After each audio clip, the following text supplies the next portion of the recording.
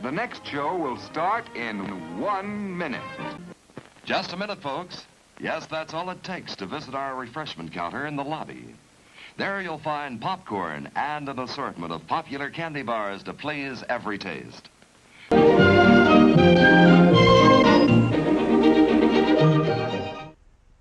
Babs, this coffee is just like our faith, lukewarm. God spits out lukewarmness. Pah! Honey, you killed the petunias. Then you admit it. We have weak faith.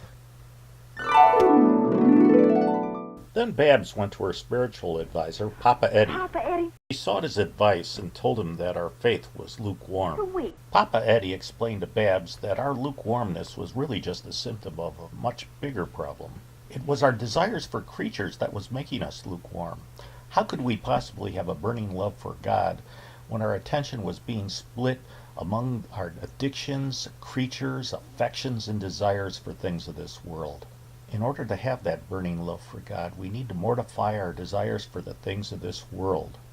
We need to make God the focus of our life and put Him on top of everything we do. Well, all right.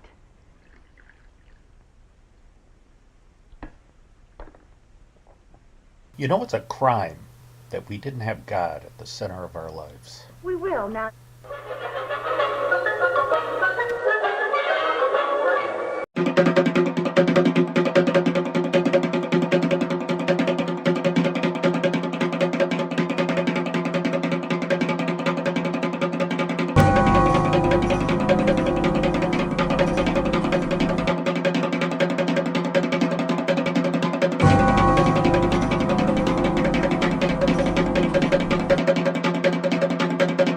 Welcome to the Ascent of Mount Carmel YouTube channel. This is where we discuss the book Ascent of Mount Carmel by St. John of the Cross.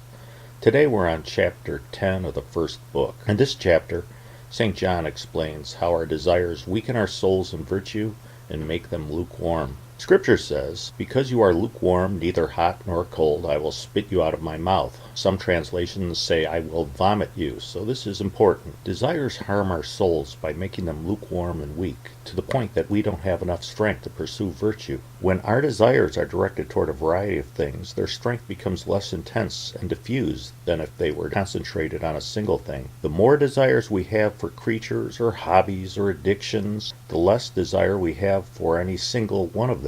It therefore follows that if the desire for God is diffused among many things, that desire for God must be weaker than it would be if it was focused on God alone. And a person who is set upon various trifling things will never advance toward divine union. A burning love for God is like a pot of boiling water on the stove. Got the pots on and the gas up high.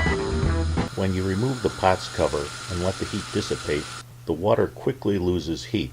A burning love for God is like that new car smell that loses its clean and new smell when it's mixed with all the newly introduced odors in the car. In the same way, the soul that is not focused on God alone in one single burning desire loses heat and vigor in its virtue. The Bible reveals, "My strength for you I watch." In this verse, King David was saying that he was concentrating the strength of his desires upon the Lord alone. This concept of St. John of the Cross is not unique to him. It's reflected in our culture. We have an expression, a jack of all trades, master of none. It is generally accepted that we cannot do many things extremely well. Desires weaken the virtue of the soul. Desires are like shoots that grow from an apple tree's roots, and they take away the tree's virtue and vitality so that the tree can't produce as much fruit. If desires aren't mortified, they will always be sapping virtue from the soul, just like the shoots of a tree. Desires reduce vigor in the same way that a boxer who goes out carousing the night before a fight loses his strength. His block is locked off. Desires are like leeches that suck the blood from our veins. the Bible reveals, The leech has two daughters, give and give. Desires for things of this world don't do any good for the soul, but instead take from the soul that which it already has and prevents what could have been. If we don't mortify our desires, they won't stop until they've brought about what the children of the mother-eating crab spiders do to their mothers. Those children consume their mothers and remain alive at the cost of her life. In the same way, our desires that we don't mortify grow to such a point that they will consume our souls, and it could possibly kill them unless we kill those desires first. The Bible reveals, Let neither gluttony nor lust overcome me. Do not give me up to shameless desires. Even if our desires for worldly things aren't all-consuming, they do damage our souls, and they leave us weary and slothful in regard to the things of God. There is no horrible disease that decimates the body as much as can even compare to how some desires can decimate our souls. For all these reasons, people who don't mortify their desires for things of this world cannot fix themselves on God and will not make progress. Thank you for listening to this installment of Ascent of Mount Carmel. We'll be back next week with another installment on Chapter 11. In the next chapter, St. John addresses the question, do all desires for worldly things need to be mortified? In the meantime, please pray for the church.